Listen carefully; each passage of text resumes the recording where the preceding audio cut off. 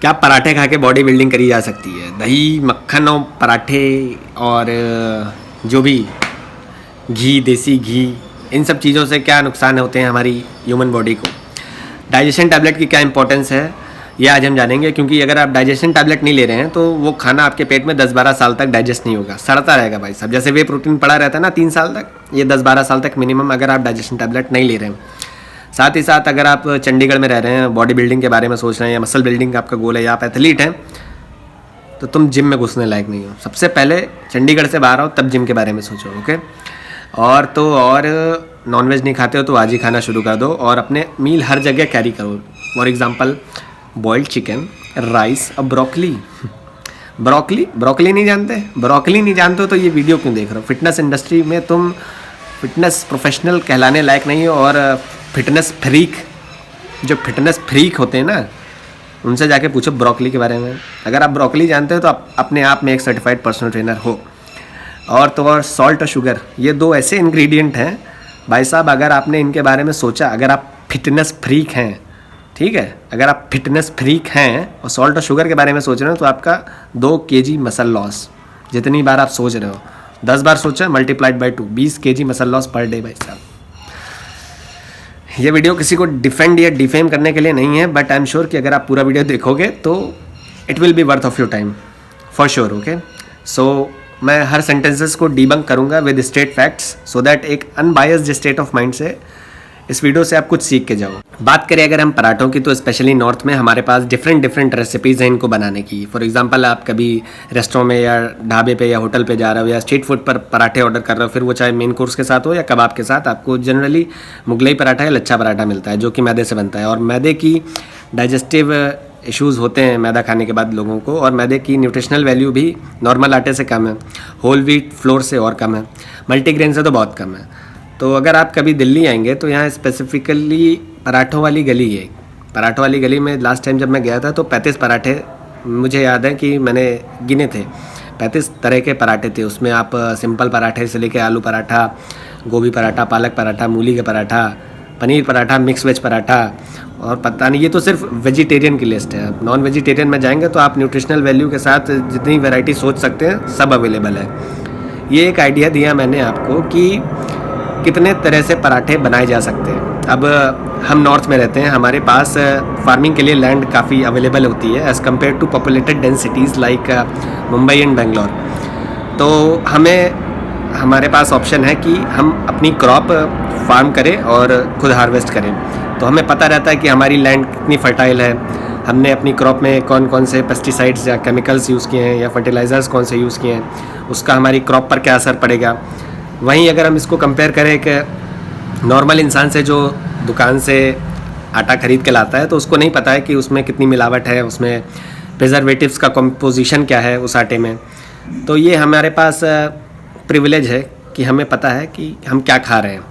हम गेहूँ कट के जब हमारे घर पे आ जाते हैं बोरी में, तो हमारी माता जी उसको 2-3 बार धुल के सूप से फटक के हमको बोरी पकड़ा देती हैं, बोलती हैं जाओ बेटा इसको पिसवा के लाओ। अब हम चक्की जाते हैं, अपने सामने आटा पिसवा के ले आते हैं, तो हमें A to Z उसके बारे में पता है। बट आप लोग को शायद नहीं पता हो जो दुकान से आटा खरीद के खाते हैं कि उसमें कितने केमिकल्स होते हैं, प्रिजर्वेटिव्स होते हैं। तो ये हमारे पास एडवांटेज है इस चीज़ का। इंडिया का अगर आप वीट एक्सपोर्टेशन चेक करेंगे तो ये 4000 करोड़ से भी ज़्यादा है। और वेस्ट में तो ज़्यादातर कल्चर ब्रेड का है। और ब्रेड बनती किससे भाई साहब? आटे से ना? नहीं, या मैदे से बनती है। मैं आपको बता रहा हूँ, वो मैदे से बनती है। तो ब्रेड बनी, ब्राउन ब्रेड बनी, मल्टीग्रेन ब्रेड बनी, और फलाना डिमाका जितना भी ये ब्रेड हो, वो कॉन्सेप्ट वहाँ पे है क्योंकि उनको रोटी बनाने की नॉलेज नहीं है। सीधी बात, फ्रेश रोटी बनती नहीं है, टाइम वहाँ किसी के पास है नहीं, तो सब स्टोर से लाते हैं ब्रेड, और स्टोर में पड़ी रहती हैं, प्रिजर्वेटिव्स के सहारे चलती रहती हैं, ठीक है। और जितनी भी रिसर्चर्स होती हैं ब्रेड पे वो करते हैं उस पर और पब्लिश करते हैं अकॉर्डिंगली। तो गूगल पे जो इंडियन बॉडी बिल्डर्स और फिटनेस इन्फ्लुएंसर्स और फिटनेस फ्रीक्स जो हैं, जब ये रिसर्च पढ़ते हैं तो वो मार्केट करते हैं किसको? ब्राउन ब्रेड को, मल्टीग्रेन ब्रेड को। फ्रेश रोटी उनको अगर रखी जाए सामने और ब्रेड रखी जाए एक तरफ, चलो अच्छा ब्राउन ब्रेड रखी जाए तो ब्राउन ब्रेड देख के उनको ऑर्गेजम आ जाएगा, लेकिन फ्रेश रोटी को कोई हाथ नहीं लगाएगा। क्यों? क्योंकि वो फ्रेश है। और ये क्यों पसंद है? क्योंकि इसकी मार्केट अच्छी है। पता है दिक्कत कब आती है? जब एक बंदा सो के उठता है और बिना किसी एक्सपर्टीज़ के वो फिटनेस मॉडल बन जाता है और वो लोगों को डाइट भी चेप रहा है और फिटनेस एडवाइस भी दे रहा है। और यहाँ पे अगर मैं बात करूँ, रजिस्टर्ड जो डाइटिशियन होते हैं, न्यूट्रिशनिस्ट होते हैं, अगर आप उनके पास जाओगे डाइट प्रोग्राम के लिए तो वो आपकी लाइफस्टाइल के अकॉर्डिंग आपका डाइट प्रोग्राम डिज़ाइन करते हैं। फॉर एग्जांपल, अगर आप नॉर्मल रोटी सब्ज़ी खा रहे हो तो उसको आपके कुकिंग स्टाइल को या रॉ मटेरियल को वो मॉडिफाई करेंगे। ये नहीं कि रोटी सब्जी की जगह आपको ब्रोकली और ब्राउन ब्रेड चिपका देगा कोई, तो वो डाइटिशियन नहीं है, फिर वो नकली आदमी है, उससे आप सावधान रहिए। अब अगर हम बात करें सरसों के तेल की, मक्खन की या देसी घी की, तो हम इंडियंस इसको हज़ारों सालों से यूज़ कर रहे हैं और इसके मेडिसिनल यूज़ भी हैं, ठीक है। स्पेशली आयुर्वेद वगैरह में तो देसी घी और सरसों के तेल का काफ़ी यूज़ होता है। अब जो बॉडी बिल्डर्स होते हैं वो क्या करते हैं, यूज़ ऑलिव ऑयल, और जो हमारे इंडियन इन्फ्लुएंसर्स हैं उनसे इंस्पिरेशन लेते हैं और वहाँ से कॉपी करते हैं, यहाँ पेस्ट कर देते हैं। कल को कोई बॉडी बिल्डर सिर्फ अगर ये कहेगा कि मैं जापानी तेल भी यूज़ करता हूँ, तो ये इंडियन जो इन्फ्लुएंसर्स हैं वो सुनेंगे क्या कि बॉडी बिल्डर जापानी तेल यूज़ करता है, और यहाँ इंडियन ऑडियंस को क्या पेश करेंगे कि जापानी तेल में आप पूड़ियाँ छान के खाइए, इससे आपके टेस्टोस्टेरोन प्रोडक्शन 10 गुना ज़्यादा बढ़ जाएगी। अब एक नॉर्मल एवरेज मिडिल क्लास बंदा जो वे प्रोटीन के लिए भी पेरेंट्स से रिक्वेस्ट कर रहा है, वो ऑलिव ऑयल कहाँ से अफोर्ड करेगा? आपकी लाइफस्टाइल अच्छी, you can afford, not everyone can. Okay, so अब बात करते हैं दही की। दही नहीं खाना चाहिए दही में भैया नेचुरल प्रोबायोटिक है वो पहली चीज़। सेकंड चीज़, उसमें इतने एंटीऑक्सीडेंट्स हैं, कैल्शियम रिच है, इतने मिनरल हैं। ओके, तो अगर आप दही नहीं रिकमेंड करोगे तो सीधा सीधा ये बोलो ना कि आप मेरा डाइजेशन टैबलेट ले लो, दही की ज़रूरत नहीं पड़ेगी आपको।